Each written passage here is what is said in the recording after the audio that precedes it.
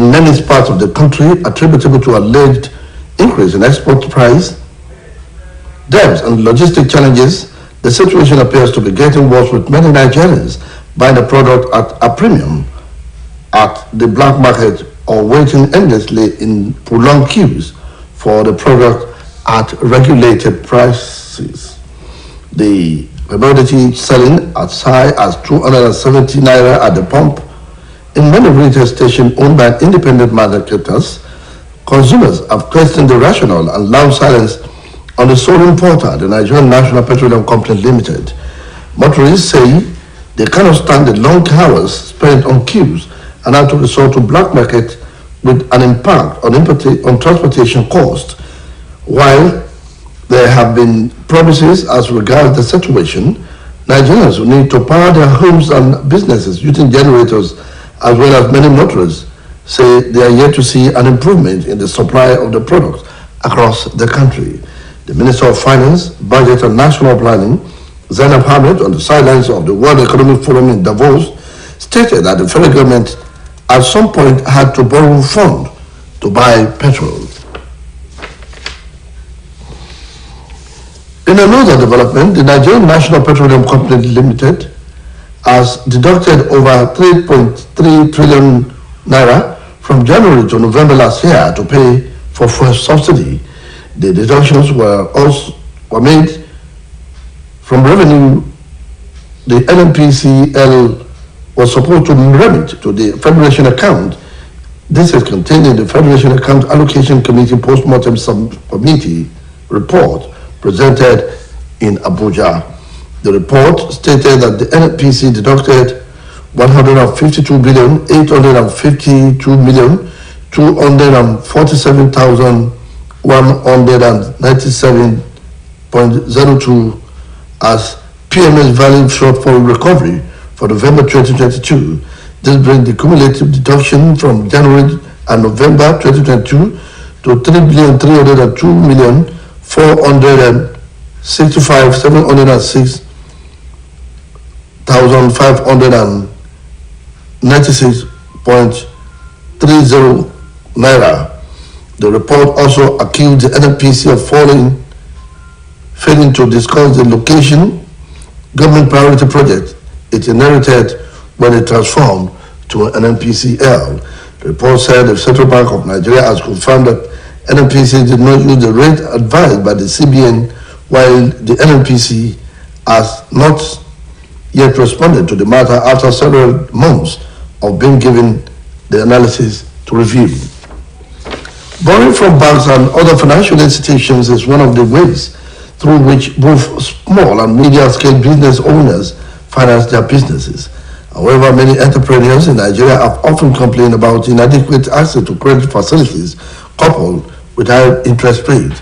Our reporter, Oluchi Amuda, examines how borrowing impacts on businesses on the economy of Nigeria. The report. The economy of Nigeria is a middle-income mixed economy and the emerging markets with expanding manufacturing, financial, service, communications, technology, and entertainment sectors.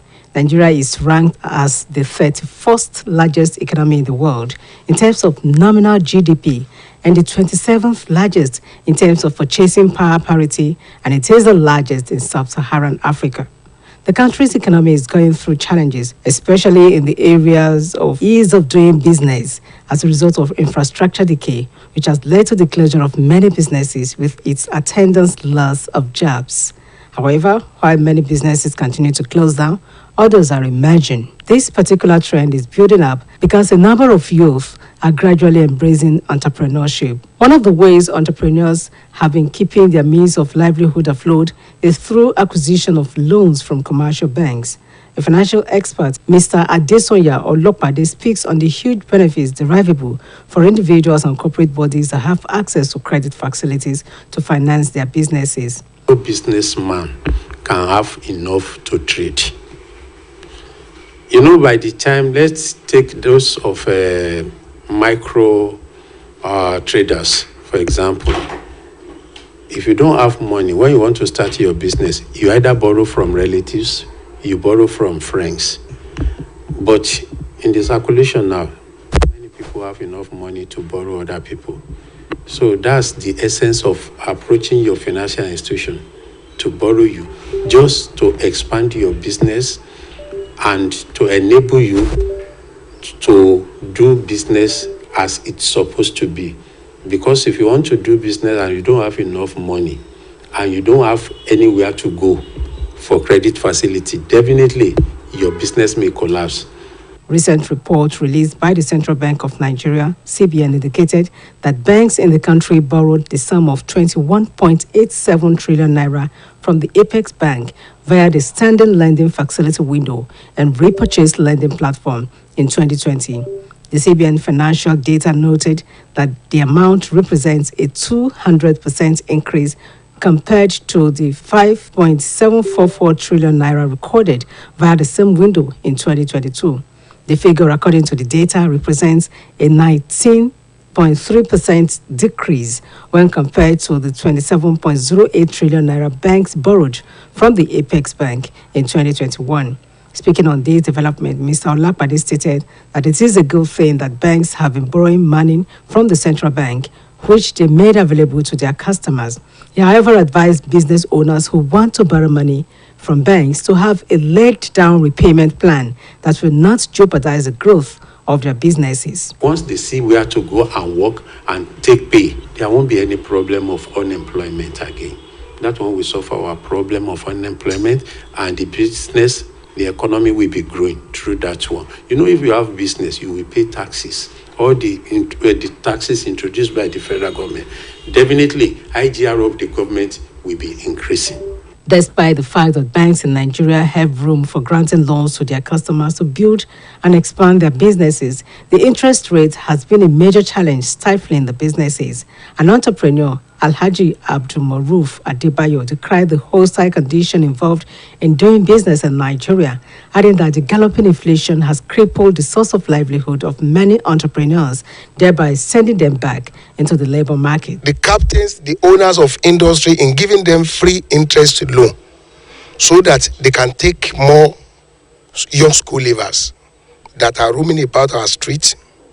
So in the course of giving them soft loan that will be interest free, it will reduce joblessness, it will reduce insecurity, and it will portray the nation and its inhabitants to the faces of the entire world as a nation that have focus, that a nation that is looking up to better future for the nation and the entire Nigerians. Speaking concerning our thing, if you want to salvage the economy of this nation, we must try as much as possible to maintain 31st January so that the new Naira note will be in circulation. Then we'll be able to cover our economy. The respondents maintained that in as much as banks have access to borrow money from the Central Bank of Nigeria to meet their cash needs, Nigerian entrepreneurs should have access to credit facilities to finance their businesses with a realistic and sustainable interest rates. Oluchi Amuda, OSBC News. And on to sports. 7-time African champion Flying Eagles will take on their Zambian counterpart in 2 friendly games in Abuja as part of preparations for this year's African Under-20 World Cup, Under-20 African Cup of Nations. The tour has been confirmed following a request letter from the Nigerian Football Federation, which met the ready acceptance of Football Association of Zambia. FAZ Secretary Adrian Kashala said Zambian football ruling body approved the proposal. The proposal for the tour includes flying the Junior Chipolopolo to Nigeria, while the NFF will bear the cost of accommodation, feeding, and other logistics for the Zambian delegation. The 2 matches will take place on Friday, January 27 and Monday, January 30. The free-scoring Eagles have scored a total of 10 goals in 2 friendly games since resuming camp after the Yuletide, the latest being a 5-1 morning of Galabidima FC in Abuja. Now to foreign stories. Senegalese opposition leader Ousmane Sonko will face trial on charges of rape and making death threats to a beauty salon employees in 2021. A jury referred the matter to Senegal's criminal chamber for trial. Sonko's lawyer did not immediately respond to a request for comment, but the 48-year-old politician has previously denied all the charges. And that ends the midday news on OSBC TV. It was edited by Adebade Jimakinde. Please join us at 3 for the state news.